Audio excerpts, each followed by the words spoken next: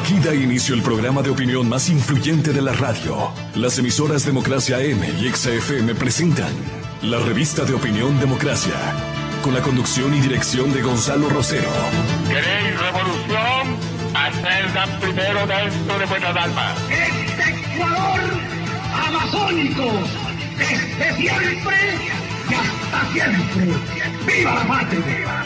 Sin amilanarse, sin amilanarse. Nos maquillaron los datos, se los llevaron todo. La revista de opinión Democracia, los temas realmente relevantes, analizados con la visión crítica del periodismo libre. Da inicio la revista de opinión Democracia, el programa en el que usted cree. Comenzamos. Gonzalo Rosero, credibilidad incuestionable.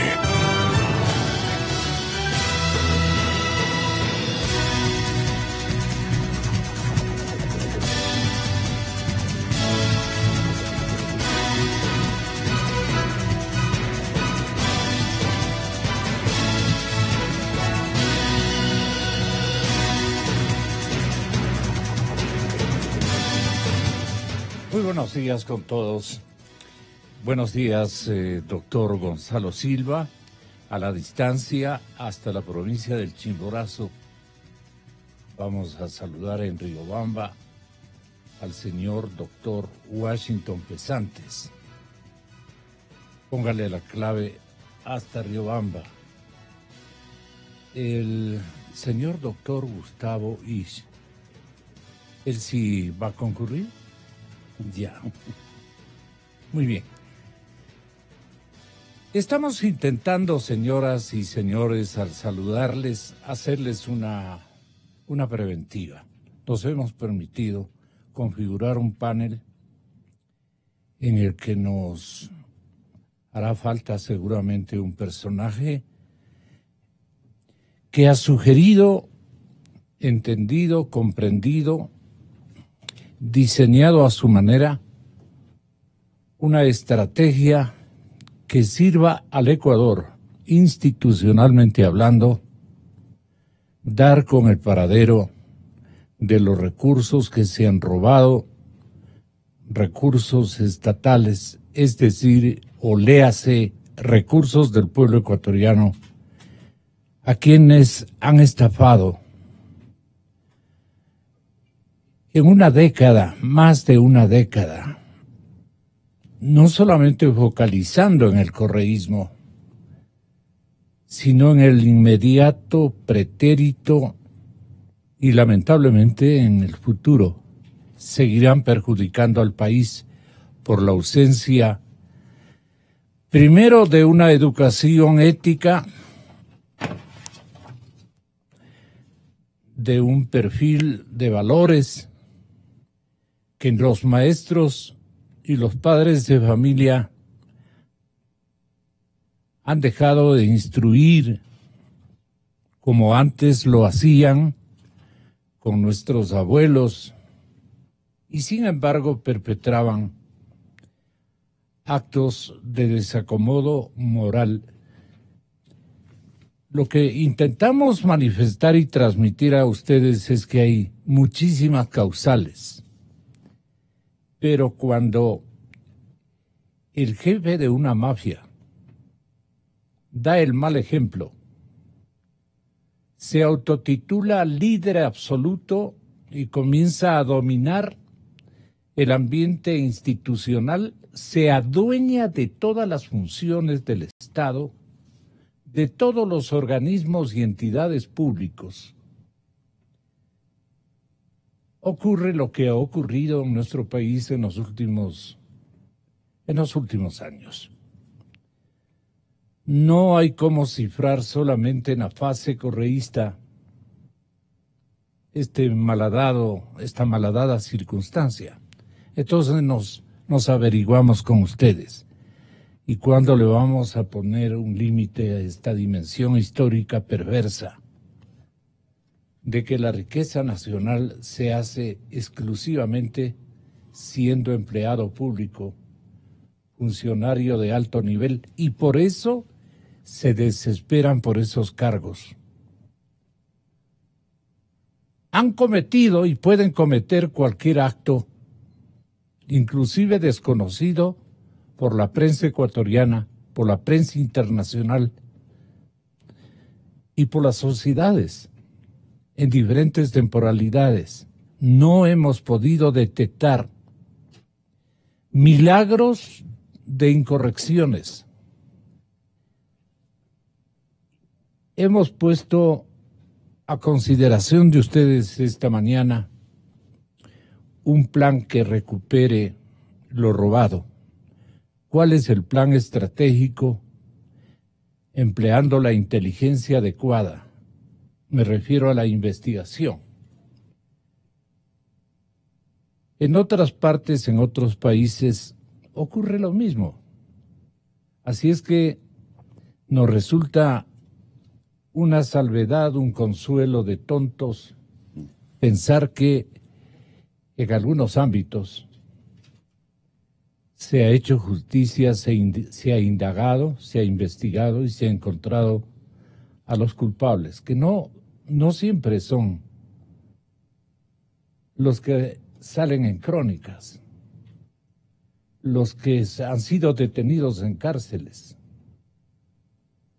los que han perdido derechos solemnísimos, diría yo, de buen nombre en la sociedad ecuatoriana, porque coincidió en el vecindario vino un gamonal del robo, un perverso de circunstancias extraordinarias y sin límites, hizo lo que pudo, se enriqueció y culpó a sus mandos medios o a sus mandos bajos.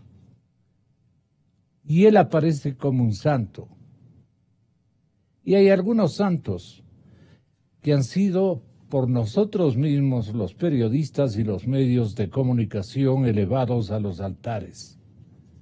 A veces por desconocimiento y a veces por complicidad o por mantener muy bien sustentada una determinada amistad con estos personajes.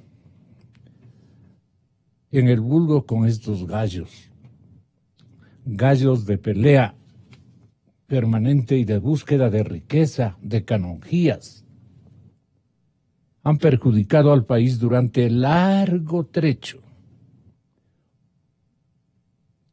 ¿Dónde tendrán la plata? ¿Alcanzarán a gastársela? Pero qué feo. Dejan sus apellidos tiznados con la negrura de sus actuaciones y quieren aparecer como grandes patriotas. Y los hijos y los nietos aprenden de él. Lamentablemente eso es lo que, con las excepciones naturalmente, ventajosamente del caso, ha ocurrido en todas las sociedades del tercer mundo. Y en Latinoamérica el asunto es igual en Colombia, terriblemente idéntico o mayúsculo en Venezuela, igual en Brasil, en las capas medias altas, en las burocracias y en los grupos de presión económico y en los empresarios grandes, gigantes, en las corporaciones, en todos los edificios que ustedes ven en Sao Paulo, en Río de Janeiro, en Brasilia, pero más en Sao Paulo. Allí hay las grandes corporaciones que han perjudicado al Brasil.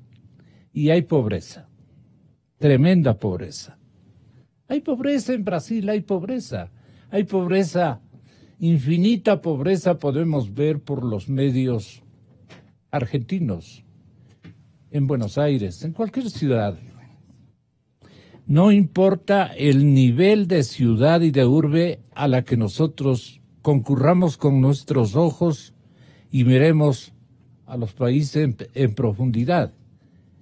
El Brasil profundo, la Argentina profunda, Lima profunda, La Paz y otras ciudades. Pero los países más pobres se han librado, un poquito más se han hecho el quite a estas invasiones de élites o de, ¿qué podríamos decir?, colectivos indelicados con los recursos de las poblaciones. ¿Dónde se ha robado más? Muy complicado. Sofisticados sistemas priman ahora. Entonces, preocupémonos de nuestro país, país geográficamente más pequeño. Y pensaríamos que lo que no podemos hacer en un enorme barrio, en un edificio gigantesco, podamos hacer nosotros en una latitud cero, pero cero en posibilidades de detectar autores, cómplices y encubridores de malhadados episodios de descomposición ética y moral.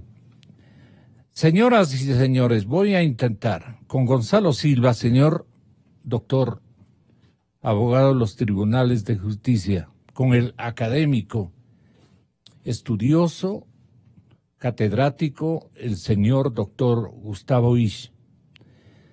Vamos también a solicitar de un ex funcionario de los niveles de Washington pesantes como ex fiscal general del Estado. Buscábamos también a la doctora Mariana Yepes. Buscamos también a excontralores, al doctor Corral, efectivamente. Bueno, pues, ¿por qué no sugerimos un plan para recuperar lo robado? Todo el mundo termina sus intervenciones aquí, cuando analizamos episodio por episodio lo que han hecho y nos hemos enterado 2, 3 generaciones de ecuatorianos. No hemos alcanzado a hilvanar un plan estratégico para recuperar lo robado. Se roban. ¿Cómo se roban? En la contratación pública. Y claro, los premios de quienes se han beneficiado de la obra pública en el caso ecuatoriano y en el caso latinoamericano y en el caso europeo, es universal. Los colocan en determinados bancos con cuentas especiales. Ayer créanme que todo el mundo se negó y decían que no conocen el diseño financiero, la instrumentación o la metodología, cómo se esconden los capitales producto de los premios en la contratación pública y privada, porque entre ellos ni se conocen, hacen a través de intermediarios. Es una historia francamente parecida a la que caracterizó a las mafias norteamericanas, que procediendo de Italia vinieron a instalarse en formas de mafias peligrosas, pero por motivos y cuantías que este momento resultan risibles frente a lo que se han robado, especialmente de América Latina. Entonces focalicémonos en determinados paraísos fiscales. ¿Qué es un paraíso fiscal? Doctor Gustavo Isch, con su permiso, señor doctor Silva, ya presente en nuestros estudios. Y entiendo que el doctor Washington Pesantes, en breves instantes, me gustaría que esté escuchando en la capital del Chimborazo, si allí está este momento, como usted me ha informado, compañero. En la ciudad de Riobamba nos va a contar desde Riobamba sus experiencias al frente precisamente de lo que él fue durante largo trecho, ya en esta época dañada. Así es que mi cordial bienvenida, académico Isch.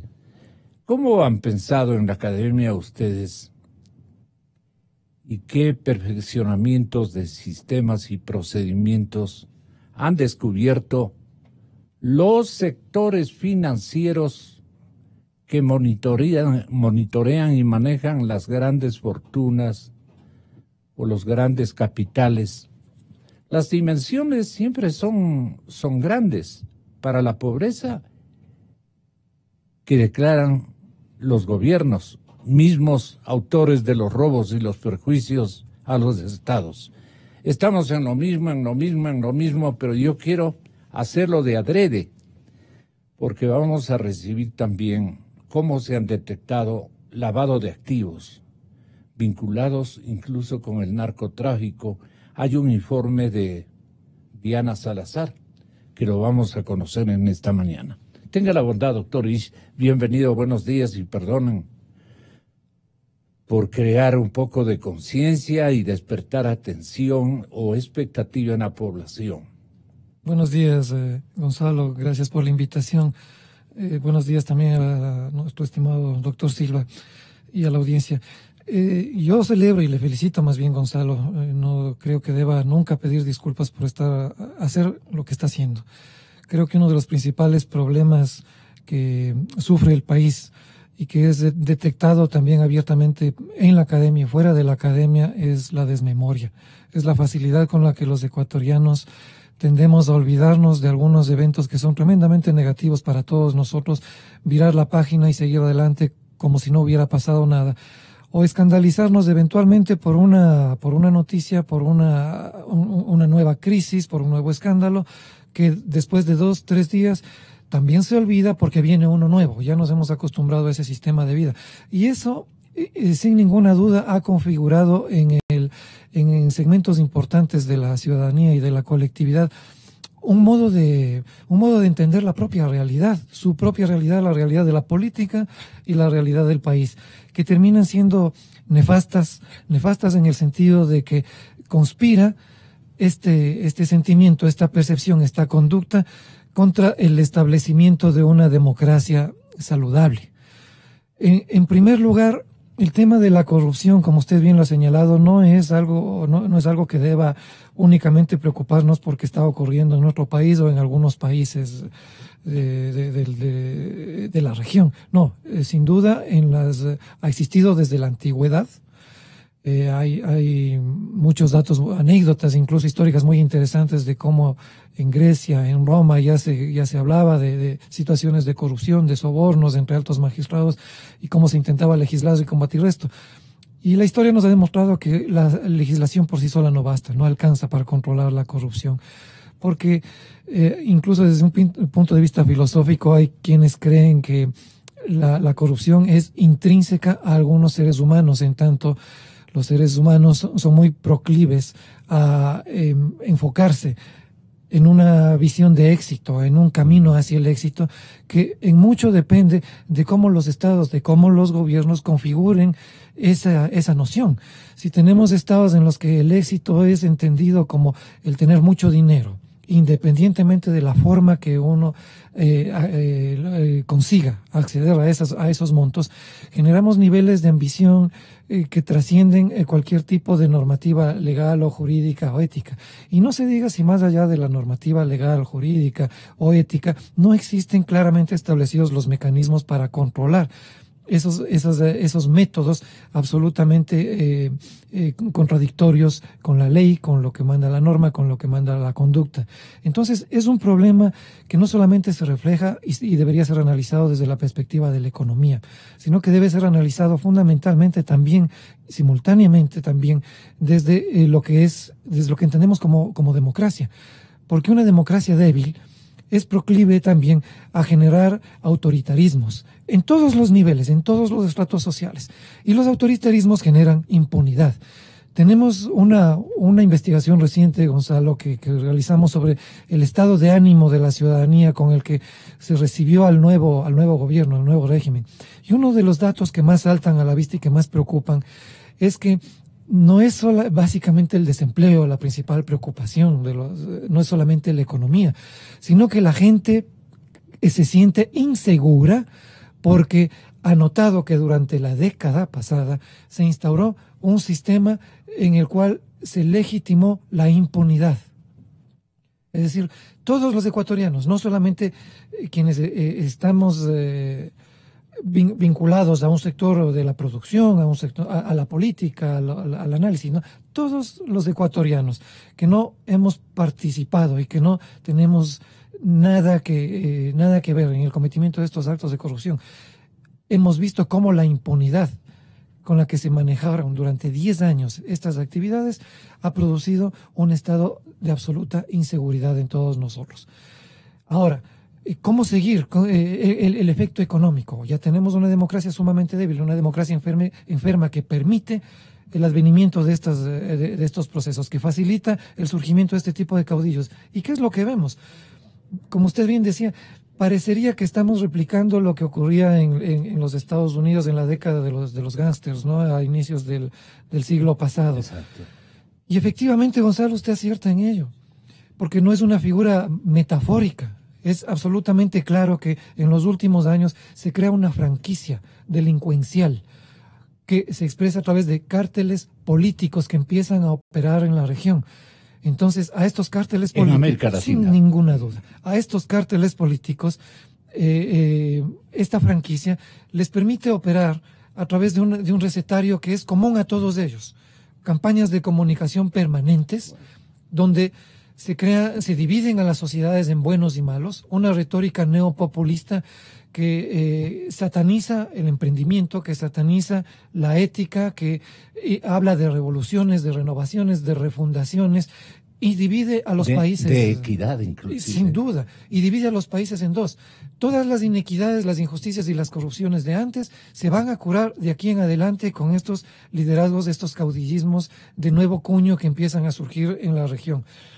A esta campaña, que además es de fanatización de estos seguidores, porque efectivamente es un discurso muy potente, apalancado en datos reales de todo lo que una sociedad vivió durante décadas, de las injusticias, las inequidades que vivió durante décadas, producidos por malos gobiernos y por malos sistemas. Como este discurso tan potente, hay que afincarlo además mediante un mecanismo legal, un mecanismo institucional. Y eso es lo que hacen estos gobiernos, copar toda la institucionalidad,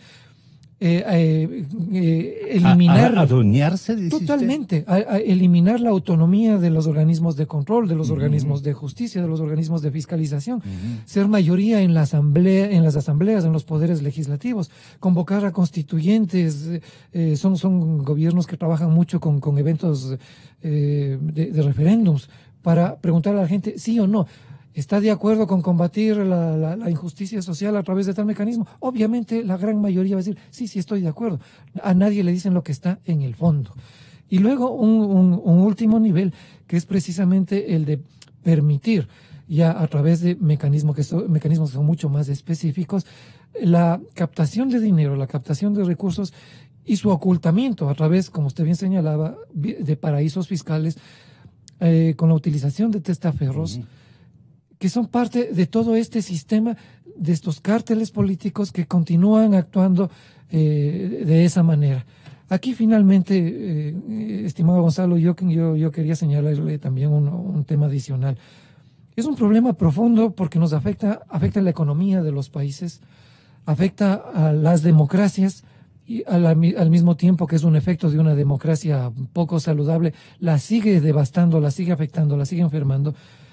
Pero tiene mucho que ver con un tema de educación en valores.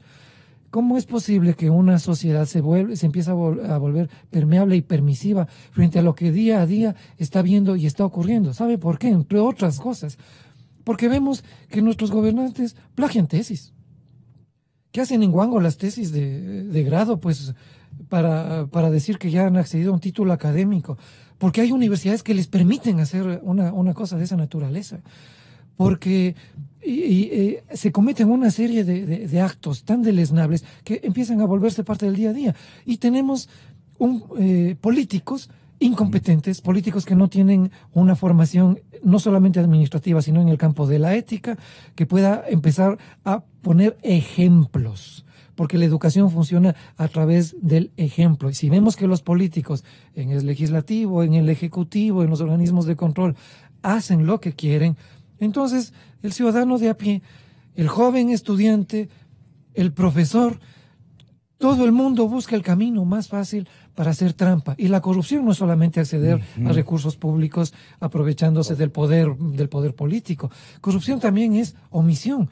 Corrupción también es prevaricar. Corrupción también es generar compadrazgos. Corrupción es copiarle al de al lado en un examen para hacer la autoridad mejor votada, o para ser el estudiante mejor votado, o el ministro recién graduado. Todo eso es corrupción. Todo eso nos está afectando.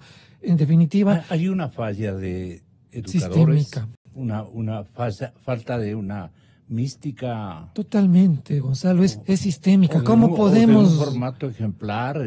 ¿Cómo podemos mantener una autoridad o autoridades de educación cuando en un nuevo régimen, cuando hemos visto que que el sistema educativo ha colapsado, y entre otros detallitos en medio de todo lo que significó el Correato, tenemos libros y textos que se han difundido en las escuelas, en los colegios del país, en los que estos personajes que terminaron siendo estos líderes que tanto estamos cuestionando, que tanto han evidenciado su falsedad, su corresponsabilidad en los latrocinios, son considerados héroes.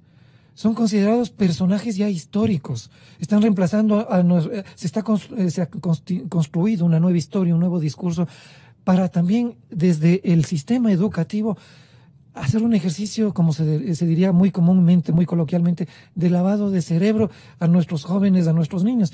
Ahora ya, precisamente estos personajes que en otros países han sido juzgados o están siendo juzgados, sancionados, están siendo investigados por su corresponsabilidad en actos de corrupción gravísimos, aparecen en nuestros textos en un sistema educativo absolutamente permisivo. O sea, desde ahí, desde esa raíz que afecta a la ética, que afecta a la moral, y que se traslada luego públicamente gracias a la investigación de medios de comunicación independientes, a la voz firme de algunos activistas sociales, y se pone en evidencia, y los vemos como lo que realmente son, cuando se presentan como grandes líderes, como gente impoluta, como gente absolutamente transparente, pero los llegamos a conocer como lo que realmente son, ídolos de barro, funcionales a los cárteles políticos que se han instalado aquí en la región y que aproximadamente desde hace una década han hecho y han deshecho lo que han querido en nuestra economía, en nuestra sociedad y en nuestra democracia.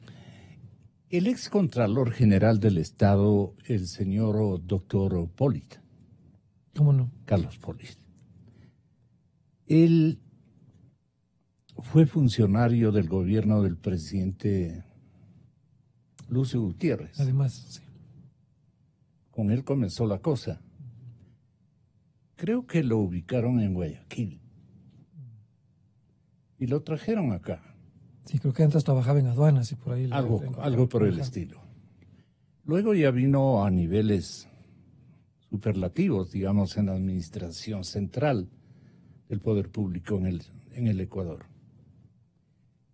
En ese tiempo, el doctor Washington Pesantes, que está con nosotros en la línea telefónica desde la ciudad de Riobamba y que hace el favor de atendernos, me va a disculpar, pero él era objeto de permanentes llamamientos de Pollitt, que nos debe estar escuchando a través de nuestra televisión digitalizada, seguramente en la Florida o en alguna ciudad norteamericana. Él vivía insistiendo al doctor Pesantes que por favor le atienda. El uno era Contralor del Estado, nos mandaba un largo listado de pequeños funcionarios, diría pequeños porque reflejaban la realidad de un municipio, bueno, hubiera sido de una gobernación de una provincia oriental. Eso ya es un poco más significativo, cuantitativamente hablando, y por respeto a sus respectivas comunidades.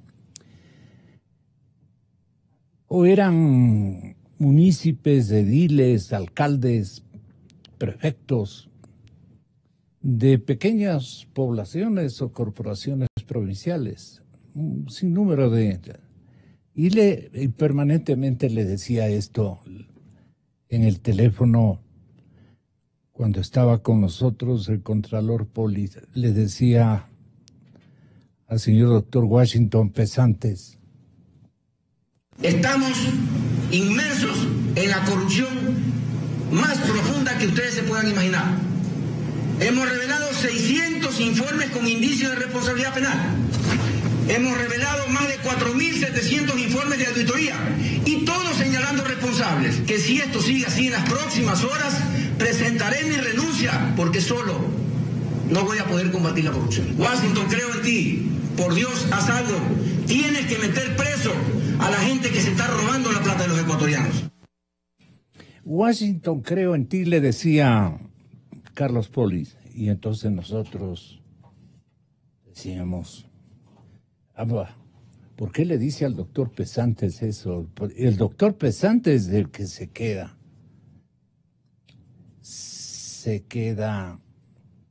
fuera de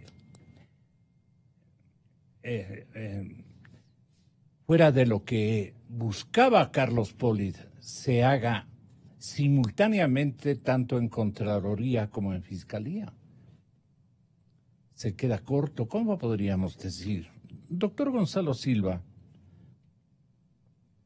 al escuchar usted esto, Washington, el reclamo no puntualísimo, que dura segundos, yo le recuerdo esta frase porque con el doctor Pesantes creo que nos reíamos en simultáneo, porque obviamente como que le culpaba a él, ¿no? Que él desde el que no... Entonces yo alguna vez le dije al doctor Pesantes, y no era cierto que usted era el que detenía las cosas que le denunciaban, ¿no? Caí en el juego yo del doctor Polis, pero con eso era un elemento con el que buscaba disimular su total inercia en los casos grandes. A poco tiempo de estos llamados de atención, que fueron repetitivos, no solamente corresponden a esa entrevista, no, reiteradamente nos hacía reír el doctor Poli diciéndole, Washington, haz algo, por favor, de lo contrario yo renuncio, Pero luego, los banquetes que se mandaba con el presidente Correa, los almuerzos gigantes que aquí le dábamos a conocer al auditorio olvidadizo, permanentemente doctor Ish, permanentemente doctor Silva, permanentemente doctor Washington Pesantes, de que Poli almorzaba por lo menos 2 veces a la semana con el presidente Correa. En un almuerzo en donde seguramente le daba parte de qué cosas él ha detectado, de qué cosas ha disimulado o de qué gestiones resultaron exitosas y nadie se dio cuenta. ¿Para qué diablos le invitaba el presidente Correa, que debe estar escuchándonos en alguna parte de este planeta tan pequeñito por la tecnología? ¿No es cierto? Nos está viendo inclusive. No solo nos está escuchando, nos está viendo. ¿Para qué almorzaba con Carlos Polis? Y vean Carlos Polis con semejante bulto que nos salen, doctor Gonzalo Silva. El colegio de abogados, el colegio de economistas, los gremios más importantes del Ecuador republicano, las autoridades de control, las fundaciones, las universidades, la academia, hacía caso omiso de que algo estaba ocurriendo en el erario nacional y nadie hacía absolutamente nada. Recuérdenos a su manera, doctor Silva, esta historia concurrente de experiencias también, si es tan amable, antes de darle paso a la ciudad de Riobamba. ¿Qué recuerda usted de esta simultaneidad en las funciones que hoy tendrían quienes? Este instante tendrían quienes. Deme los nombres del señor Contralor y deme el nombre del señor fiscal de turno. No, solamente para invitarle a la gente a que recuerde o hace un par de años, ¿quiénes estaban en estas dos funciones importantísimas, Contraloría y Fiscalía? Si no se silenciaba el uno, se silenciaba el otro. Si no se tornaba tímido el uno, no se tornaba el otro. O el otro compaginaban. Y en la época de Correa compaginaron estas autoridades, porque de lo contrario, un fiscal rebelde se habría adueñado del escenario y habría denunciado al país. Ahí está la cuestión. Por eso le pregunto, doctor Gonzalo Silva. Gracias, Gonzalo, por la invitación. Un saludo cordial al señor doctor Ish y al señor doctor Pesantes, como a la ciudadanía. Mire, Gonzalo, es vergonzoso recordar en historia los episodios nefastos que se han dado respecto a los actos de corrupción por acción o por omisión. Pues se han llenado, yo diría, las arcas judiciales con procesos judiciales supuestamente bien preparados con el fin de sancionar a los responsables, pero sin ninguna respuesta entre la actividad y el objetivo. Sin ningún resultado, dice usted. No tenemos. Y vamos a demostrarle cómo. El señor doctor Ich ha hecho una exposición brillante de antecedentes, pero yo ya me subsumo ya directamente a cuáles son los problemas de la Administración de Justicia. Se ha dicho y repetidamente que los problemas de la Administración de Justicia se resumen en tres: el plano estructural, el plano presupuestario y el plano procesal. En el plano estructural, Gonzalo y ciudadanía, tenemos al talento humano, al modelo de gestión, a la infraestructura civil, a la infraestructura tecnológica y con énfasis digo, y a la cooperación interinstitucional. Ya voy a hablar sobre esto. Podríamos hablar horas sobre este tema, ¿no es cierto? Pero nos preocupa, ¿Qué podríamos hablar horas? Porque en el talento humano, en el modelo de gestión, en la infraestructura, etcétera, podemos hablar porque cómo se eligen a las personas, de dónde vienen las personas, quiénes son estas personas, existe la suficiencia para la capacidad y experiencia de estas personas, podemos irnos largo tiempo por los procesos evaluatorios, etcétera, a eso me refiero. Entonces, nos encontramos con que todo este talento humano y este modelo de gestión no ha funcionado. Al extremo de que en la consulta popular de este año, 2018, en el mes de febrero, pues el pueblo ecuatoriano dijo en su mayoría, váyanse todos, en otras palabras. Sí. Ya basta de sinvergüenzadas y de sinvergüenzas, ¿no es cierto?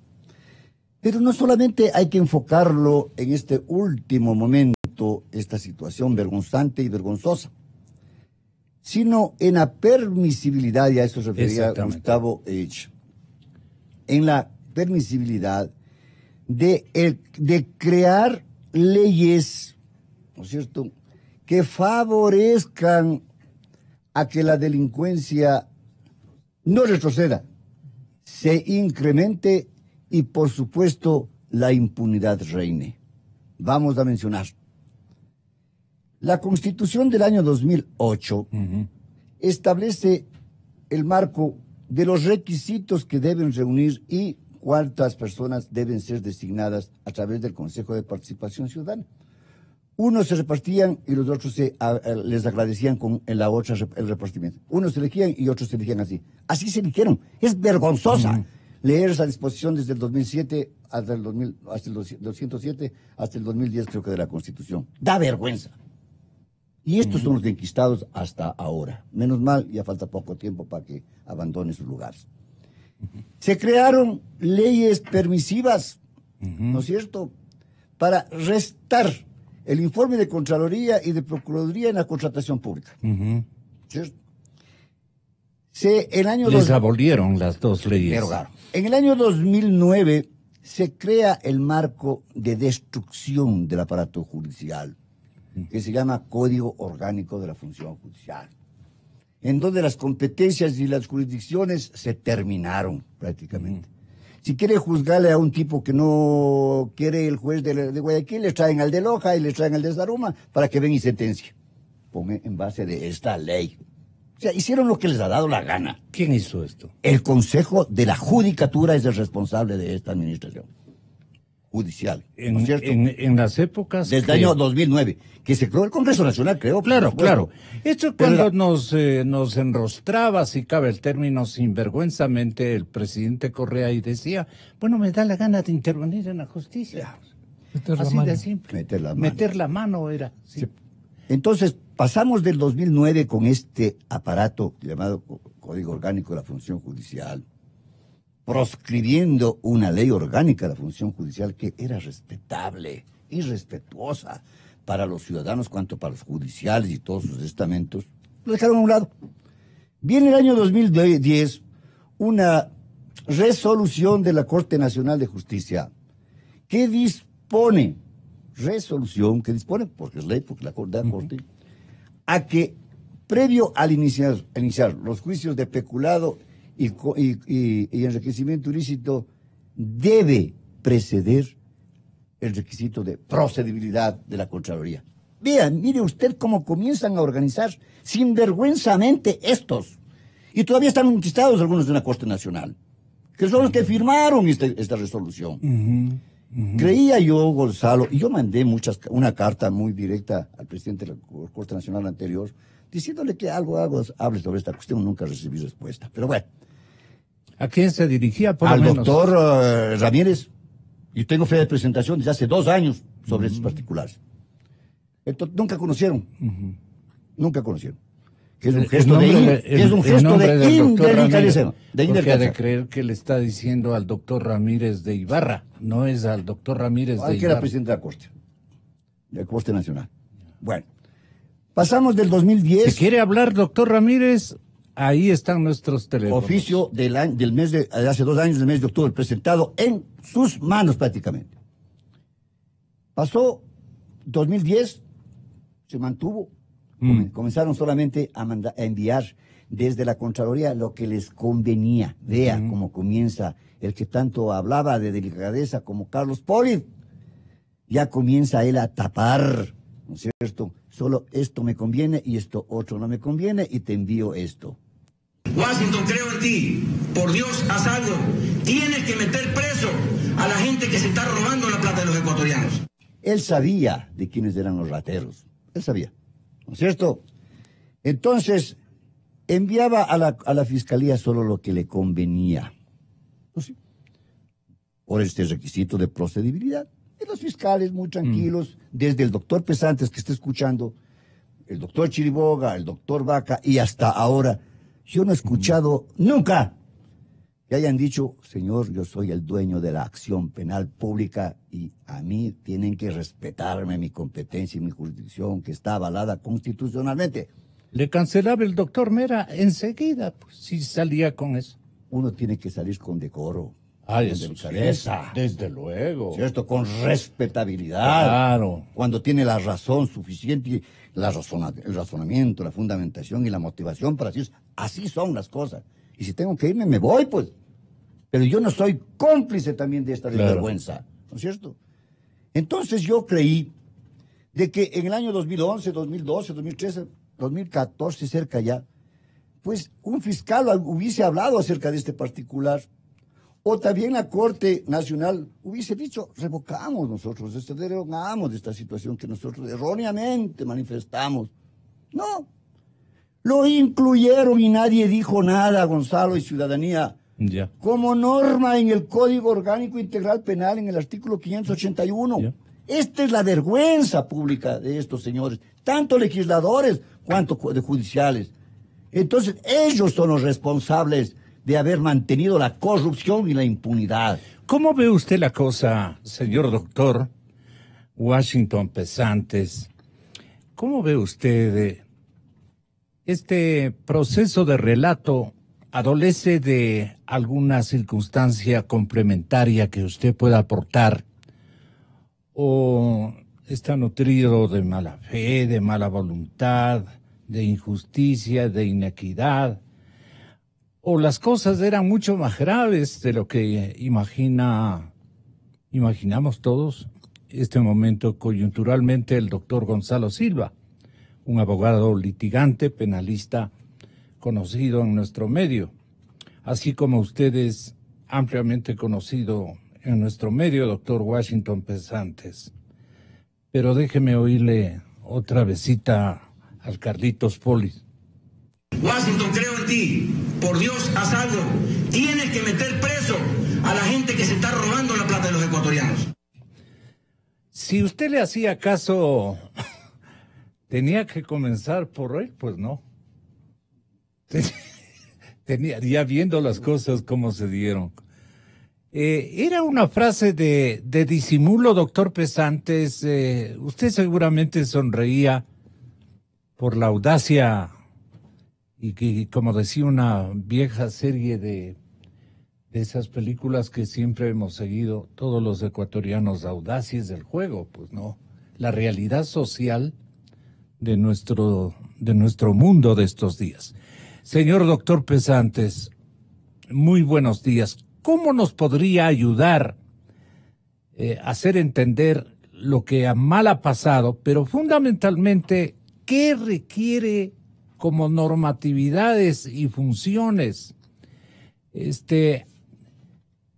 consejos, autoridades, estamentos, especialmente de conducción de las políticas de control y de las políticas de fiscalización y de la institucionalidad judicial que tenemos en cantidades inventada por el correísmo, pero que no dio sino satisfacción a los dueños de la nueva riqueza que no se sabe cuándo alcanzarán a gastarse, o ya esto ya pasará dentro de unos meses y desaparecerán del mapa, ¿no? A gozar de una circunstancia gigantescamente cómoda.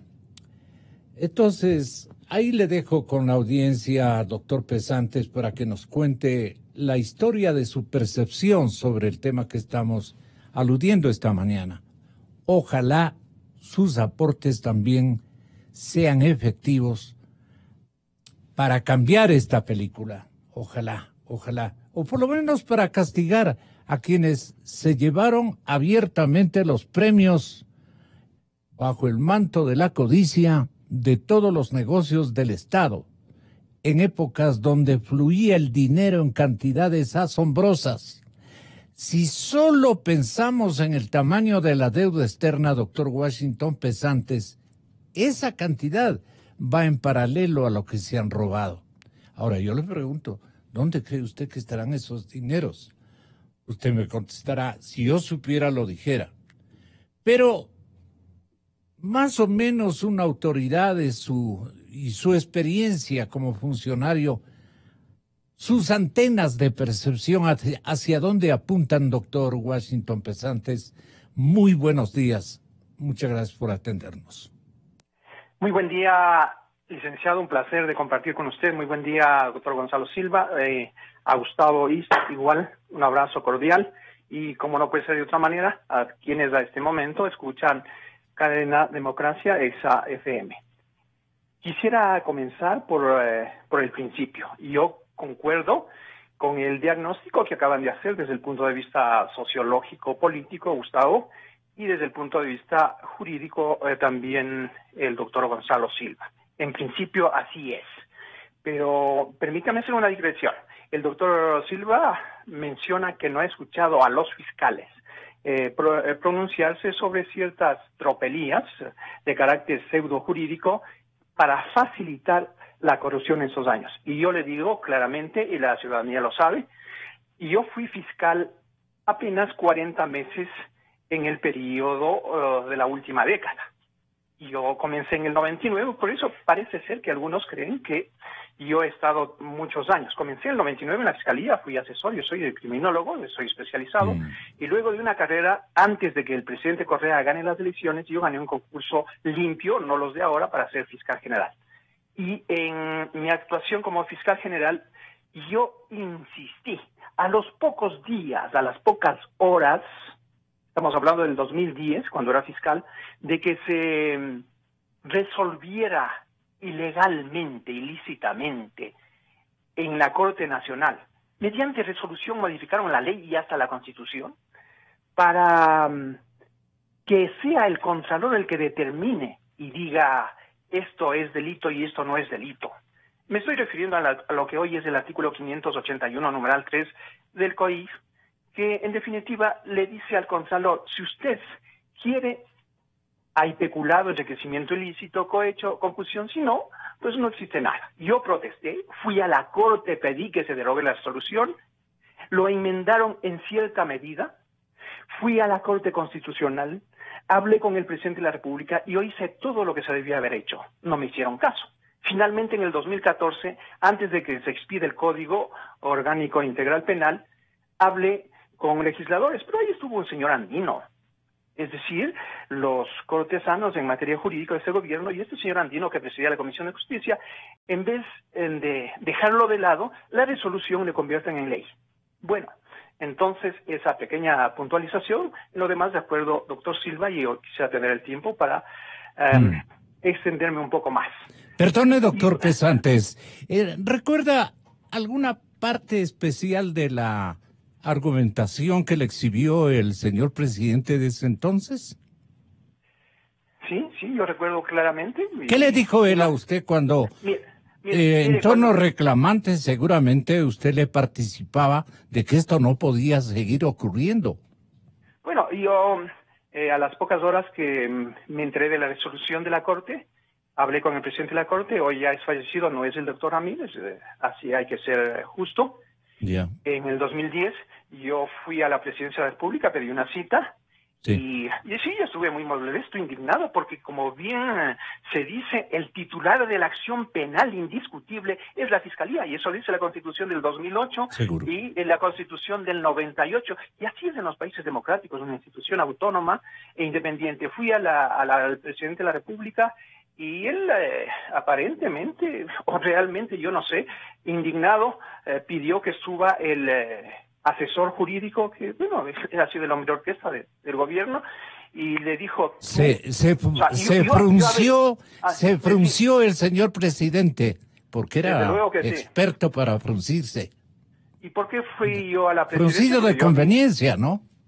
Sí, y yo averigüé de dónde venía este entuerto, esta mañosería pseudo-jurídica, y yo me enteré que eso partió de la Secretaría Jurídica de la Presidencia de la República, pasó por Contraloría, y bueno, recibieron el visto bueno de los magistrados de la Corte Nacional de Justicia. Dicho sea de paso, yo entre paréntesis, cuando le pusieron libre a un narcotraficante que tenía 25 años de prisión, o de reclusión, más bien, yo dije que eso era peor que la pichicorte. En fin, yo siempre hablé con claridad de frente porque creo que me asistía a la razón. Entonces, estuve con el presidente de la República a decirle, de aquí ha salido esto, llamó al secretario general, el secretario general subió a su despacho y le increpó. Le dijo, tú me pediste que esto se haga, y el fiscal está molesto y dice que esto es ilegal, y a esto me cambias. Así le dijo. Dijo, sí, señor presidente, esto es para proteger a nuestros funcionarios. Yo casi me desmayo, realmente me indigné. Yo he tenido más de una vez cruces muy fuertes con aquel personaje, de manera que ahí comenzó a diseñarse una especie de esquema para permear la corrupción. Permear la corrupción porque no solamente es eso. Ya controlan Contraloría y obviamente controlan el proceso penal. Además, se establecen mecanismos como el eliminar el control previo de la Procuraduría, que debía dar el visto bueno, en definitiva, en la contratación pública. Le dicen no, para facilitar en este momento revolucionario y que todo se haga más fácil, no hay visto bueno de la Procuraduría. Entonces, maniatan Contraloría, Procuraduría, más bien dan muchas facultades a la Contraloría, maniatan a la Procuraduría, y en el sector judicial se inventan esta resolución. De manera que ahí vemos realmente un esquema que en ese momento quizá pocos nos percatamos, muy permisivo y, en definitiva, para facilitar la corrupción. Pero déjeme decirle, respecto a este exhorto, si se le puede decir de alguna manera, del abogado Poli, luego doctor, cuando me dice Washington en ti confía, estábamos hablando en el comienzos, creo que del 2010, y me pide que yo intervenga. Yo a las pocas horas voy a la Contraloría, me acompaña la prensa, y le digo, señor, ¿en qué problema está metido que no puede salir, que me está pidiendo? Y me dice, sí, aquí hay un problema de una mediación, un arbitraje que el Estado ha perdido. Y yo le digo, pero usted debe entender que la Fiscalía nada tiene que ver en asuntos civiles, y es un asunto civil, pero en todo caso, si usted no puede salir, yo le ayudo. ¿Qué más? ¿En qué más le puedo ayudar? He mandado informes a la Fiscalía que no avanzan. A ver, aquí está el listado de informes que usted envía, y yo no voy por economía procesal. Por el principio de oportunidad penal, no voy a pasar tiempo persiguiendo los asuntos domésticos. Por ejemplo, un alcalde de Pelileo, por $480 le estaban sentenciando, querían quitar el puesto, y yo archivo el proceso y le digo, señor, esto no se puede perseguir en el área, en sede judicial. Hay que perseguirlo en el área administrativo. Yo le voy a cobrar la multa, hay que cobrarle los intereses, sancionarlo, pero el Estado le cuesta $3-4 mil seguir un proceso. En fin, ¿para qué me voy a detener? Yo creo que hice lo correcto, y la ciudadanía y el país lo tiene muy claro. Mire, corrupción, como bien lo ha dicho Gustavo, hay en todo aspecto. Corrupción cuando a los pocos días de posesionado, porque yo marco distancias, tengo una posición autónoma de la Fiscalía, como no podía ser de otra manera, desde el primer día que asumo la Fiscalía, y perdóneme, modestia aparte, yo sí estoy satisfecho de lo que se hizo. Le nombro algunos casos para recordarle a la ciudadanía. El señor Villalba, el señor Villalba, no me acuerdo el nombre, sentenciado a 14 años por violar a una niña. Y la Asamblea Constituyente, con el visto bueno del Ejecutivo, le declaran el indulto a este señor, diciendo que es un luchador social. Entonces yo tuve problemas con un sector de la Asamblea, usted se recuerda bien. Ese es un acto de corrupción. Como bien lo ha dicho Gustavo, no solamente es robarse dinero del Estado. Pero yo luego me enfrento por los bonos espirituales, acuérdense bien, los hago devolver. Y yo inicio un proceso penal en el caso Cervecería por el famoso cheque cervecero. Y yo inicio los únicos casos de peculado conocidos en esta década contra 3 ministros, salud, agricultura. Yo comencé con los 8 casos del Ministerio del Deporte. Yo no tengo las llaves de la cárcel, como dice el señor Poli, para meter preso, Guacho mete preso. Yo inicio una investigación y acuso y solicito medidas cautelares. ¿Y qué expedientes le mandaba que comprobaban naturalmente delitos de toma de recursos públicos o de premios en la contratación pública que le enviaba, y seguramente usted demoraba en juzgar esos datos, y por eso le repetía reiteradamente? Washington, creo en ti. Por Dios, haz algo. Tienes que meter preso a la gente que se está robando la plata de los ecuatorianos. Haz algo, le dice el doctor Poli. ¿Usted era de que ¿Qué le respondía? Porque no tengo yo, obviamente, esa grabación.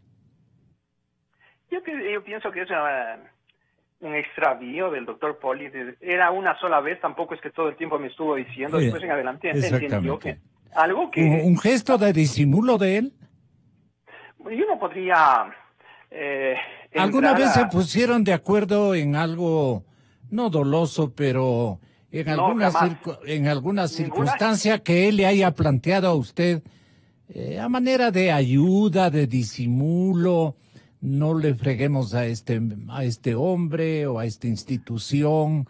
Mira, alguna cosa, una tratativa que entre un contralor y un fiscal se daría en algunos episodios, así no haya sido en su temporalidad de de fiscal general de la República, doctor Pesantes, pero que usted haya recordado, los funcionarios son los mismos, ahí permanecen, conocen a cada uno de los fiscales, y entonces le dicen, fulano era terriblemente inoperante en estas circunstancias, o pedía plata y arreglaba las cosas, todo lo que saben los abogados. Yo no me puedo poner en esos roles, pero doctor Pesantes, ayúdenos, porque ahí puede estar el fenómeno, la causa del fenómeno de distorsión que necesitamos combatir. Inculpar primero, sentenciar a los causantes de todo este robo manifiesto a los recursos públicos. ¿Con qué leyes, con qué instrumentos? ¿Usted los tuvo completos o no los tuvo completos? ¿O su dependencia de otras organizaciones de control no le permitían? ¿O solamente nos decía por adornarnos la entrevista el doctor Pollitt que fingía de que le llamaba a usted a que meta presos a los que están robándose los dineros del pueblo ecuatoriano?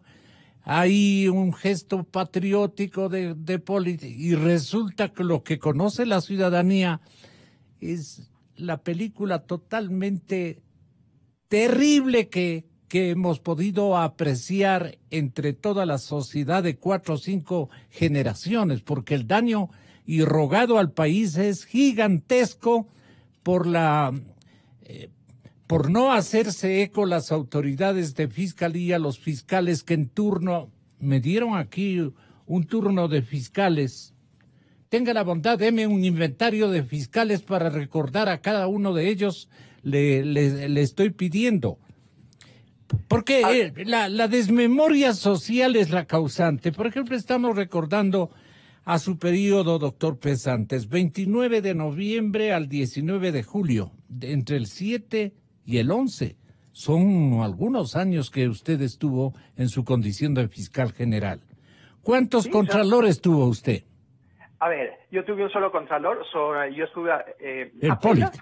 A ver, yo estuve 44 meses al frente de la Fiscalía, que gané un concurso claramente muy lícito, precedido por el entonces Consejo Nacional de la Judicatura. Y en mi época se hizo lo que no se ha hecho absolutamente en estos 10 años. Y yo le decía casos... ¿La Judicatura le perseguía a usted? Casos del SOA, por ejemplo, yo hice devolver el dinero. Acuérdese del caso Palo Azul, sí, o de Petrobras, sí, en donde sí. yo acuso. Y respondiendo a las preguntas suyas, yo nunca he tenido cuitas ni con el presidente, con quien sí nos conocimos en la universidad, en una universidad europea. Así pero es. eso no me implicaba que yo me hipoteque, porque tengo mi personalidad, y tuve francas discrepancias y abiertas, inclusive con el contralor. Yo alguna vez dije, y él desde hace tiempo yo no soy el santo de su devoción, yo dije que hay funcionarios públicos que actúan con mentalidad de algunos malos aduaneros que dejaban pasar la mercadería en contenedores y les quitaban a los pobres pasajeros que traen algo en la maleta de mano. Más gráfico no podría ser. Sí. A ver, el 2009, yo le recuerdo, yo concuerdo mucho con el doctor Silva, el 2009 se expide un código orgánico de la función judicial, y yo digo públicamente en Teleamazonas con el señor licenciado Ortiz, si aprueban este código con una serie de falencias, yo me voy de la fiscalía y me invitan a discutir ese código, y yo digo, no voy a discutir con la caja de resonancia que es el presidente de la Judicatura, el ministro de Justicia que ha mandado a hacer este código, sino con quien sepa discrepancias con el señor Real directamente, de manera que yo nunca callé. Después viene desde julio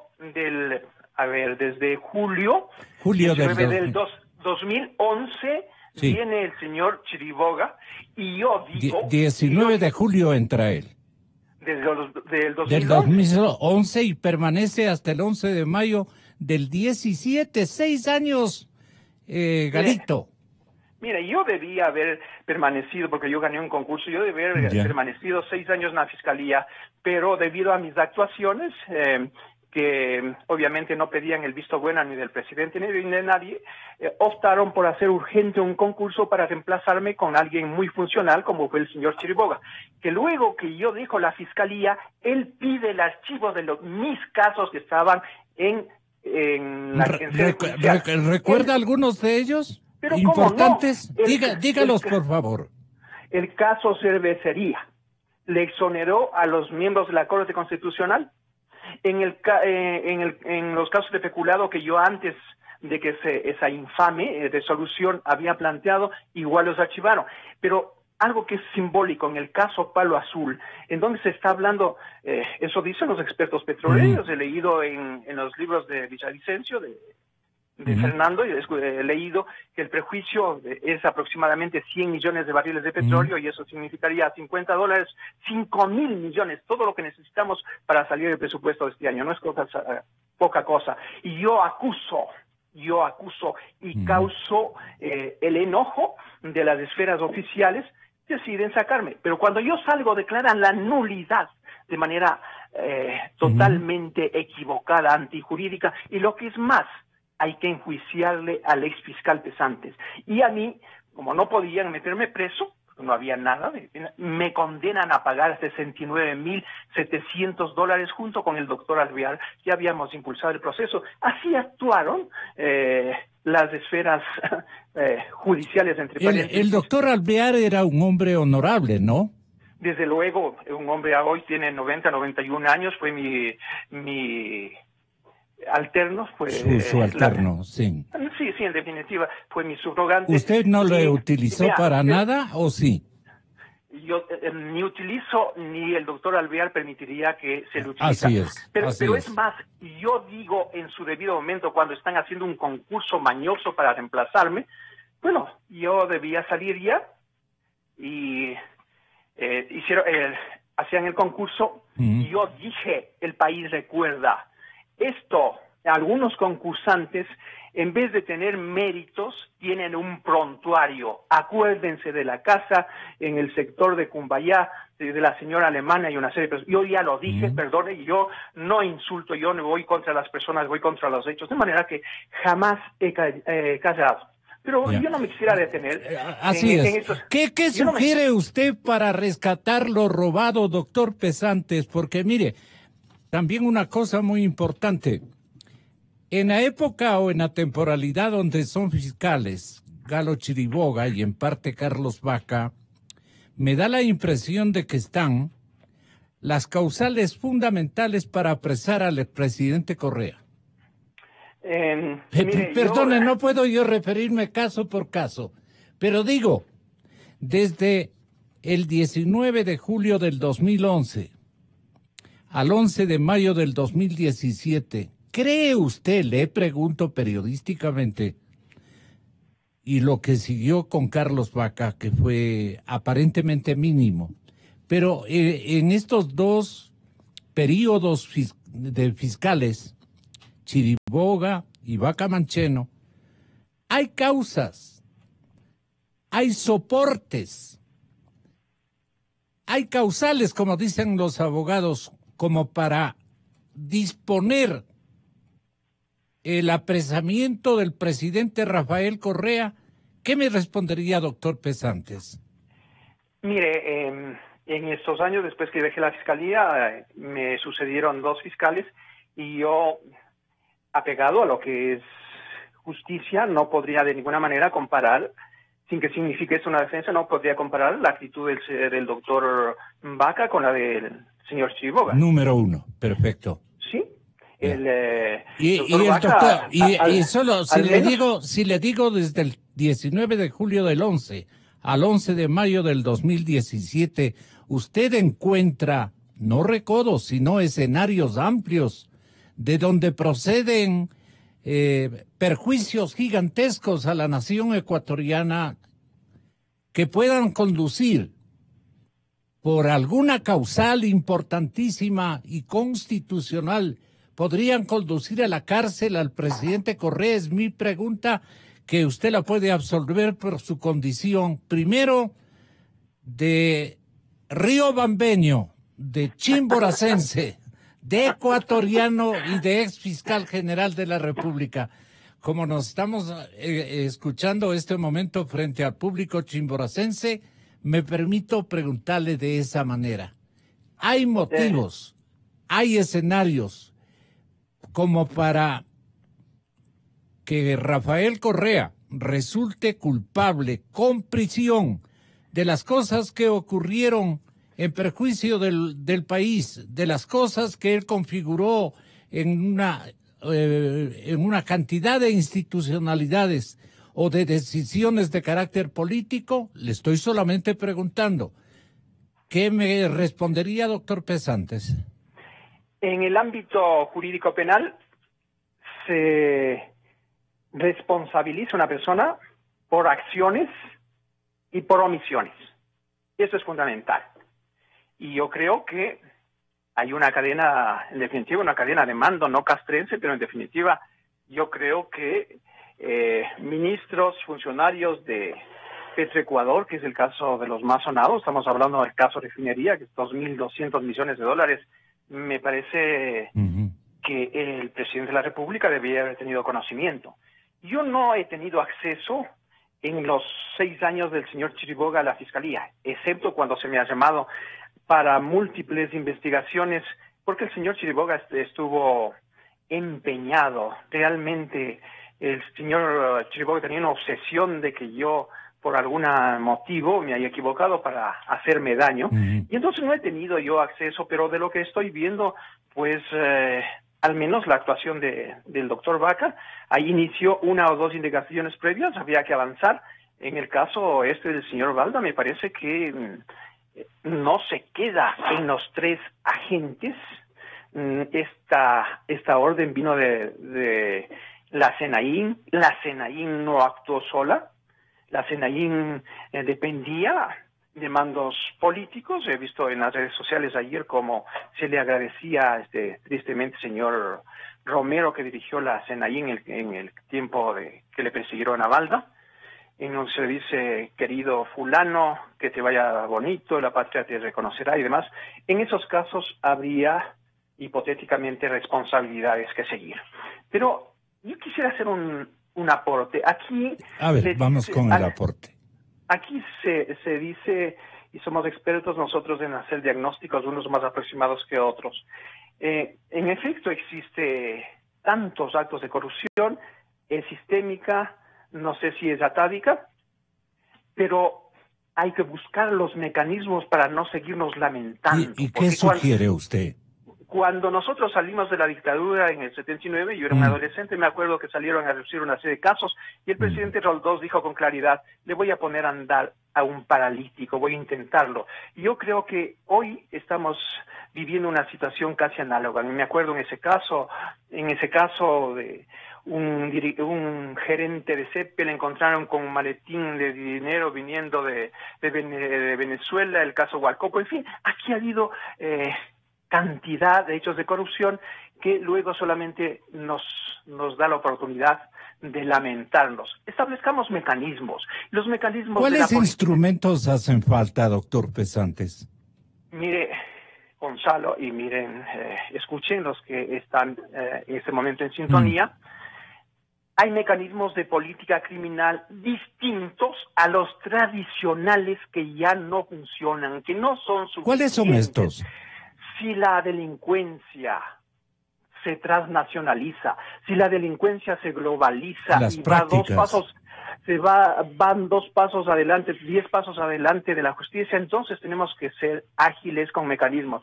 Hoy, a diferencia de hace años, no habían los paraísos fiscales en donde esconden el dinero, en donde lavan el dinero.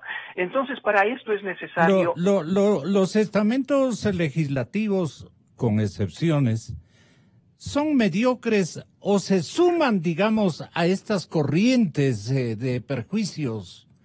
Pero desde luego, no han legislado leyes auténticas que vayan del brazo de las nuevas técnicas, de las nuevas prácticas, de la nueva tecnología, que usan los instrumentos financieros internacionales para ocultar el dinero. Esto es lo que nos pasa. Entonces jamás daremos con los lugares donde podamos encontrar los dineros que se han ocultado. Esto es fácil decir, pero ¿qué sugieren los exfiscales de la República para tener los instrumentos para que las autoridades de control bien seleccionadas, ojalá por votación popular, si se podría, ¿no? Si se podría, por votación popular, por merecimientos contundentes, especialmente de carácter ético, que las academias intervengan, que las facultades de jurisprudencia nos den los candidatos, qué sé yo. No tenemos creativos, legislativos para, hablando mal el castellano. Tenga la bondad, doctor. Mire, la legislatura hasta hace poco ha legislado de manera artesanal. Los paquetes de leyes, lo hacían o mandaban a hacer desde la Secretaría de la Presidencia de la República, luego pasaba al legislativo para que levanten las manos. Y yo le voy a decir, porque yo suelo hablar con hechos. Yo en el mes de enero del 2010 envié a la Asamblea Nacional el proyecto de ley de extinción de dominio, relativamente pocos, alrededor de 20 artículos, de un mecanismo idóneo que lo tienen la mayoría de países en América Latina. En ese tiempo lo tenía España. Es más, escúcheme bien, la Organización de las Naciones Unidas, ONU, redactó y recomendó que los países adopten ese modelo de ley de extinción de dominio que tiene la virtualidad de permitir en un proceso sumario, jurisdiccional, independiente de lo que pase en materia penal, rescatar los bienes que se perjudican al Estado. Hoy se habla de más de 25.000 millones. Imagínense, es el presupuesto de todo un año del Estado ecuatoriano. Por eso yo miro con satisfacción que hoy haya la decisión política. Cuando yo lo presenté, se levantaron voces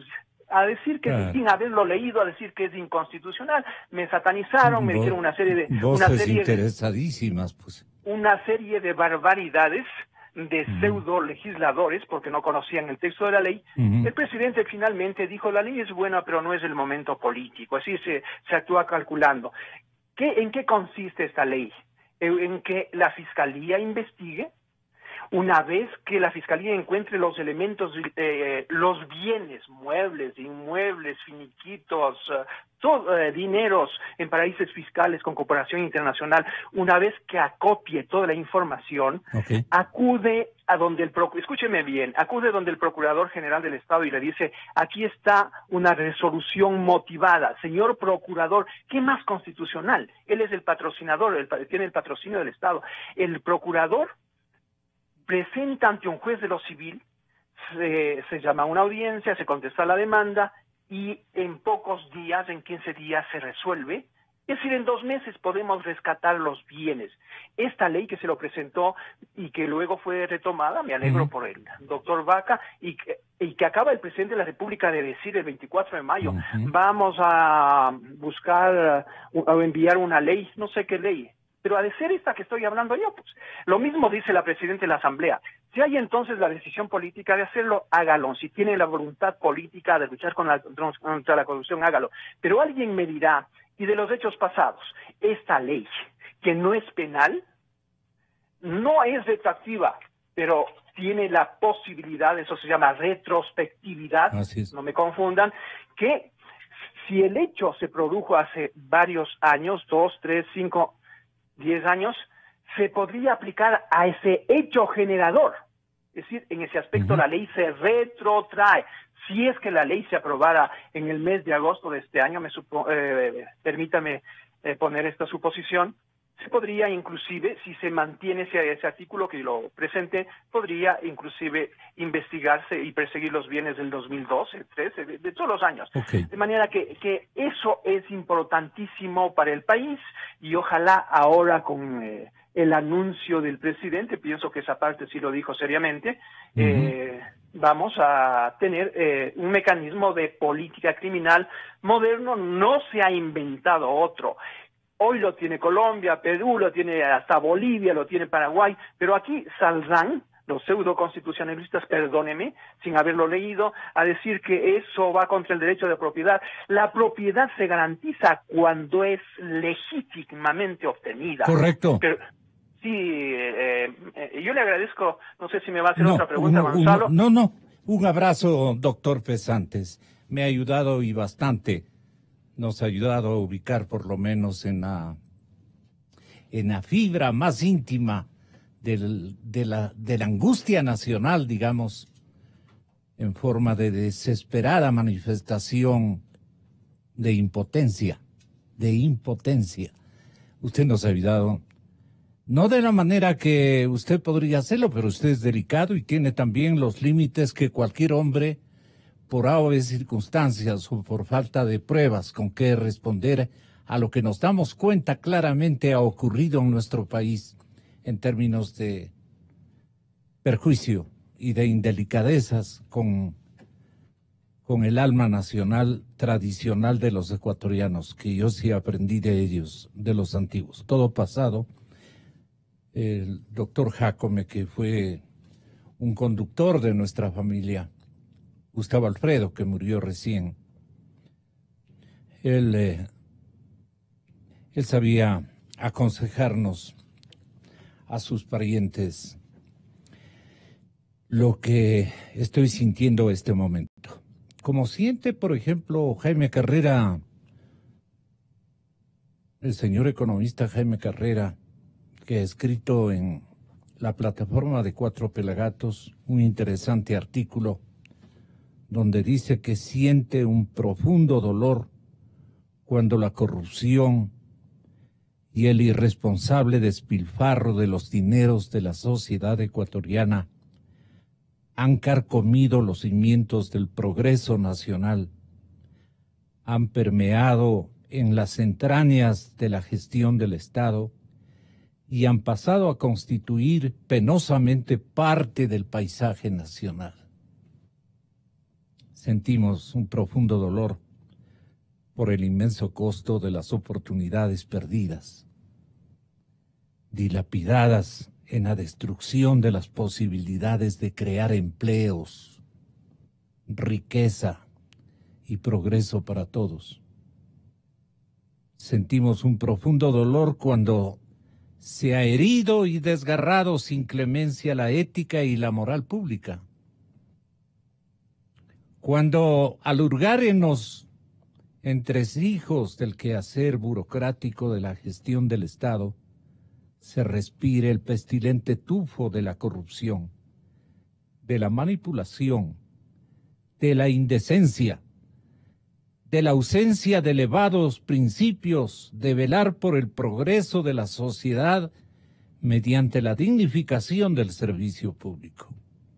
Ojalá me estén entendiendo estos jovencitos de la burocracia correísta. Ahí están los futuros, lamentablemente con las excepciones, ojalá sean del 99%, pero lamentablemente no es así. Es un dolor, dice Jaime Carrera, y por eso yo siempre lo invito a este programa. Es un dolor que en las reflexiones de la soledad de una noche oscura lacera nuestras conciencias y nos arranca lágrimas de impotencia. Sentimos indignación cuando el cinismo se ha elevado a la categoría de conducta social en la descarada defensa de la corrupción y de la captura del Estado, utilizado para satisfacer protervos intereses.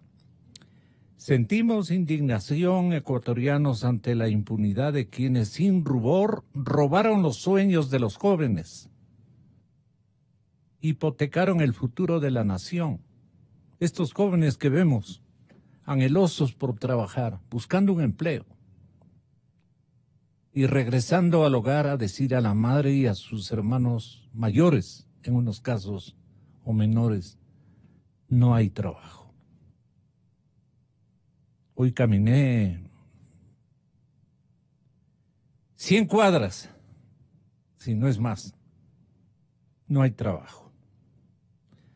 Sentimos indignación cuando en la mayoría de la sociedad se ha perdido la capacidad de indignarse. Se ha perdido o hemos perdido la capacidad de indignarnos ante la infame destrucción de la institucionalidad democrática, económica y fiscal, que ha condenado al Ecuador al eterno sacrificio de hacer de la precariedad su modo de vida. Sentimos indignación, señor presidente Moreno, ante la ausencia de principios en el quehacer político, ante la mediocridad, ante la insensatez, ante la ausencia de rigor y responsabilidad en la conducción de una sociedad. Sentimos indignación ante la impunidad de quienes enarbolan cínicamente sus actos de corrupción activa y pasiva y se ufanan sin ninguna vergüenza. Se creen hombres pilas. Pero también sentimos esperanza cuando respiramos aires de libertad y un renacer del espíritu democrático. Y eso es atribuible a Moreno. No le estaba atacando, pero sí le queremos reclamar algo. Perseverancia, presidente. Aléjese de las malas voluntades que le rondan. Usted tiene ahí espías, enemigos, adversarios. Y son féminas. No crea que solamente son varones. No. Son féminas. Cuídese. Cuídese, presidente. Ahora hay que examinar hasta el café que le sirven. Créanme. Hay montones y caros intereses. Las cárceles deberían estar repletas de los sujetos que manejaron esta década. Eso es, señoras y señores. Y vamos a volver con el plan económico. Doctor Silva, lo que quiera decirnos como un final para este programa que resultó muy corto. Muy corto, tremendamente corto, porque usted se quedó. No, pero le ofrezco que pasen unos días, veamos qué hacen. Pero dígame algo del señor presidente Moreno. Aprovechemos esta situación en conclusión, Gonzalo. Disposiciones legales existen, tanto en el Código de Procedimiento Penal como el Código Penal anterior, como el Código Orgánico Integral Penal. Como medidas cautelares reales y personales. Tenemos la aprehensión como real, como personales, tenemos la detención, tenemos la prisión preventiva. Como reales tenemos desde el secuestro, el embargo, la incautación, ¿no es cierto?, la prohibición de enajenar. O sea, tenemos disposiciones legales que no se las aplica debidamente y que no existe un solo registro que esto manifiéstese en inventario por parte de la Fiscalía ni por parte de ningún estamento jurídico. No tenemos esto. ¿Por qué? Porque si tuviésemos, habríamos como ejemplo manifestar, en este juicio en contra de estas 10 personas están embargados, retenidos tantos capitales, están tantas prohibiciones de enajenar, y más o menos esta cantidad está valorada. No tenemos ningún registro. Bien, entonces, cuando yo le escucho al señor doctor Pesantes y manifiesta que con su ley de extinción de dominio, patrimonio, algo así, que viene desde el 2010 y viene siendo repetida toda esta cuestión, pues cualquier ley que se dé y la que presente el señor presidente será para el futuro. No existe la retroactividad en el campo penal, solo en lo que le favorece al reo, ¿no es cierto? La interpretación literal nos impone desde Savigny a que no podamos nosotros retrotraernos, o sea, acudir con leyes nuevas. ¿Por qué tenemos que obedecer a los tratadistas? Porque nos enseñaron las reglas de cómo se tiene que interpretar la ley en el plano literal. Pero si vemos a los ladrones al frente. Pero entonces apliquemos la ley en el plano literal y gramatical. Apliquemos en el plano lógico, apliquemos en el lado histórico, en el lado sistemático, apliquemos esto. Busquemos a la gente que prácticamente aplique esto con lógica, con sentido común y con experiencia en los casos. Esto es lo que se necesita. Cuando yo hablaba de cooperación interinstitucional, recalcando, esto es muy importante, porque todo el mundo se queja. No podemos recuperar la plata. ¿Cuándo recuperaremos? Es imposible. Por Dios, existen marcos institucionales e interinstitucionales y convenios y tratados que nosotros tenemos ya suscritos como Ecuador, a los cuales se debe acudir, se debe implementar. Pero esta colaboración interinstitucional no se aprecia, ¿no es cierto? Escuchamos a la señora directora del UAFE, que a propósito, el año 2016, en el suplemento oficial 802 del 21 de julio del 2016, usted se reforma, a Diana, sí, ¿no? se reforma la ley de prevención del lavado de activos y del financiamiento de delitos. Imagínese usted esta ley, para ser director de la UAFE, se necesita solo ser ecuatoriano y tener un título de tercer nivel. O sea, nada de experiencia, nada de capacidad. Un muchacho que sabe tocar bonito el violín tiene tercer grado. Un artesano calificado en un instituto de superior ya tiene tercer nivel. O sea, cualquiera puede ser. No, señor. No estoy menospreciando ni diciendo absolutamente nada en contra, señora. Pero esto tiene que reformarse. La UAFE tiene que pasar a ser parte integrante de la Fiscalía General, porque es la que investiga. No como antes de la Procuraduría, no como ahora en el Ministerio de Finanzas, que me imagino que el señor economista Martínez está escuchando y va a aplicar esto inmediatamente, es decir, se me van de aquí guambritos. Porque no es posible que la UAFE pague como $60,000 mensuales de su edificio para mantener $60,000 mensuales. ¿En cuántos meses está la doctora Diana Salazar? 6 meses, son $360,000. Ya es medio edificio. ¿Por qué no se solicita a Inmobiliar que nos entregue otro para nosotros ocupar y no malgastemos la plata que el señor presidente requiere para sus programas sociales? Esto también es corrupción. Qué bueno. Y decir, pues ahora somos nosotros parte procesal. Sí, como es la Contraloría, pero vamos a presentar acusación particular, ya lo hemos hecho. ¿Cómo así? Tiene que reformar el Código Orgánico Integral Penal. Gonzalo, yo le insinúo comedidamente que estos aspectos jurídicos y de trascendencia social tienen que enfocarse en un estadio como el suyo, en el cual la gente escucha y aprende cuál es la verdadera realidad Vamos social. a perseverar en aquello, es nuestra obligación, doctor Silva. Gracias, doctor. Tenga la bondad, un remate suyo, Gustavo. Gonzalo, volviendo al inicio de este programa y como un homenaje al esfuerzo que usted está haciendo, me parece que es clave todo esfuerzo que se realice también para recuperar la memoria de la gente sobre estos temas. Me permito solamente señalar algunos porque es tan grande la lista, es tan enorme, es tan descomunal la lista, que el mismo presidente de la República dijo que un gobierno no iba a bastar para juzgar todos los actos de corrupción que se habían cometido en la década mal llamada ganada. No nos olvidemos, aeropuertos fantasmas, el del Tena, 48 millones. Ninguna línea aérea funciona ahí. El de Santa Rosa, 52 millones. Carreteras en 46 carreteras en 7 años a un costo inicial de 1.285 millones, el costo final 1.843. Proyecto Coca-Cola Sinclair de 1.158 millones termina costando 2.851. Escuelas del Milenio de 3,5 millones, algunas terminan en 8 millones. La hidroeléctrica San Francisco de 286 millones a 600 millones. El Canchón del Aromo a 1.503 millones. Toachi Pilatón de 336 a 687.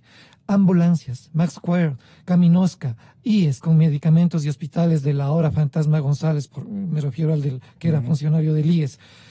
80 de 96 adjudicaciones en la presidencia a un solo oferente. 78% de los gastos de la emergencia en el sector judicial fueron a parar a construcción. El caso de los helicópteros DRUF, caso de USAC y COFIEP, 500 frecuencias feriadas a 3 grupos, a 3 personas. Uno de ellos incluso aspiraba a ser alcalde o aspira todavía a ser alcalde. Ecuacorriente, Petrochina, Odebrecht, Ivanhoe, la refinería, la repotenciación de la refinería, lo utilizado en el terremoto. Si seguimos con esta lista, no vamos a terminar en un solo programa, pero sin duda hay que volverlo a hacer una y otra vez para que la gente no se olvide. medidas para combatir la corrupción, lo han señalado ya el ex fiscal general Washington Pesantes, aquí el doctor Gonzalo Silva, algunas las ha señalado usted, existen. Lo que pasa es que muchas de ellas no se han aplicado, porque las cifras incluso han variado muchísimo. En lo que se pudo poner de acuerdo el Colegio de Economistas y me parece que la Comisión Nacional Anticorrupción, cuando trató de hacer un inventario de todo lo que había significado el saqueo de estos 10 años del Correato, fue que en promedio, diariamente se habían llevado 6,8 millones de dólares durante 10 años. Pero la cifra inicial que se calculó de corrupción, utilizando la misma matriz y siendo lo más modestos, siendo lo más positivos, se calculó en alrededor de 25.000 millones de dólares. Meses más tarde, se vuelve a hacer un cruce de datos, una nueva investigación, y el monto supera los 36.000 millones de dólares. Perdona, repita la cifra. El primer esfuerzo que hacen estas instituciones llega alrededor de 25.000 millones de dólares. Meses después, nuevos datos, nuevas informaciones les permiten acercarse a la cifra de 36.000 millones de dólares. Y llegamos a la actualidad con otras investigaciones, con otras proyecciones que hablan de la escalofriante cifra de hasta 60.000 millones de dólares. Solamente en el sector petrolero se robaron 24.000 millones de dólares. Entonces, hay que saber cuánta plata se robaron, quiénes fueron, dónde se encuentran, cómo lo hicieron y dónde están esos recursos. Algunas medidas que son muy elementales, digamos, ¿no? Creo que es indispensable que puedan cruzar información con otros países. Hay entidades especializadas para hacer auditorías y seguimiento de los recursos económicos que salen de un estado, que salen de un país y van hacia otro y pueden establecer. Denos un nombre, doctor. Las fortunas. No recuerdo, son dos consultoras internacionales en este momento que son de fama mundial, que han trabajado ya en varios países, no tengo en la memoria. Si el dato alguno de los oyentes podría darnos esos nombres o ese inventario. Hay dos que son muy famosas porque son muy conocidas sobre esto. Hay sistemas de auditoría y de contraloría internacionales. La propia OLACEBS, que es una organización latinoamericana de organizaciones de fiscalización y control, que podrían coadyuvar, si es que hay definitivamente la voluntad del Estado para dejarse asesorar y dejarse ayudar y encaminar estas investigaciones, para seguir el rastro del dinero con asistencia internacional. Es apropiado el tema de la ley de extinción de dominio, siempre y cuando haya también una auditoría al incremento patrimonial de los funcionarios y sobre todo de los funcionarios que giraron alrededor de ese pastel que se comieron los allegados al régimen liderado por Correa. La renegociación de las preventas petroleras con los chinos. Porque ahí hay un negociado también enorme, sin ninguna duda, tal como lo están presentando los investigadores. Pero vea, una sola persona bien seleccionada por el presidente Moreno, Carlos Pérez, el resultado empezó ya a renegociarlo. Exactamente. Pero tenemos... Si de esto se encuentra, doctor Moreno, licenciado Moreno, señor presidente, 20 más. Mire, la negociación de los contratos petroleros, Gonzalo, porque hay servicios específicos en campos Auca, Xuxufindi, Libertador, con la empresa Schrumberger y reducción de tarifas. Esto le demos continuidad. Esta última parte, Gustavo, le estaré molestando. Con expertos. La última, Gonzalo. Sí. Autoridades independientes. No puede ser que las autoridades que estuvieron vinculadas al Correato y que ahora están haciendo buena letra aspiren a ser nuevas autoridades cuando lo que se necesita es de parte de la ciudadanía, autoridades en control, en justicia, en fiscalización, absolutamente independientes. Han tenido dos caligrafías entonces. Sin ninguna duda. Y luego la ciudadanía. No sirve de nada que hagamos un ejercicio contra de la desmemoria si la ciudadanía sigue incólume. Exacto, no podemos seguir eligiendo. Regresen a ver el espejo del Parlamento. Estos líderes, estos pseudo líderes, para que nos gobiernen en los poderes locales, en las prefecturas, en las alcaldías y en las presidencias. Basta ya de poner a esos delincuentes en esos cargos. Ya es una responsabilidad del ciudadano. Un gran aporte de ustedes. El señor doctor Luis Calero, el señor economista Fabián Luna, el ingeniero Marcos López, el periodista Arturo Torres, en breves instantes, solamente para contestarnos los proyectos de ley económica. Perdón, Albuja le dije. ¿No le dije?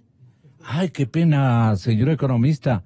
Fabián Albuja, clarito, me dice que, ¿cómo le puse un nuevo apellido? Mil disculpas, señor economista, y usted que es un hombre tan comprensivo va a entender que estoy este momento lidiando con los tiempos. Vamos a ver, proyecto de ley económica urgente para establecer resultados igualmente urgentes. ¿Qué ha diseñado el señor presidente, por lo menos? ¿Qué le manifestó a su ministro de Economía? ¿Y por dónde va a comenzar el señor ministro de Economía el frente económico nuevo al que hay que respaldarlo entre todos los ecuatorianos? Porque estamos y perseveramos en la búsqueda de la verdad. Gonzalo Rosero. Credibilidad incuestionable. Inicio de espacio promocional y publicitario. Chevrolet te sorprende con ofertas imperdibles y matrícula gratis. Chevrolet Spark GT.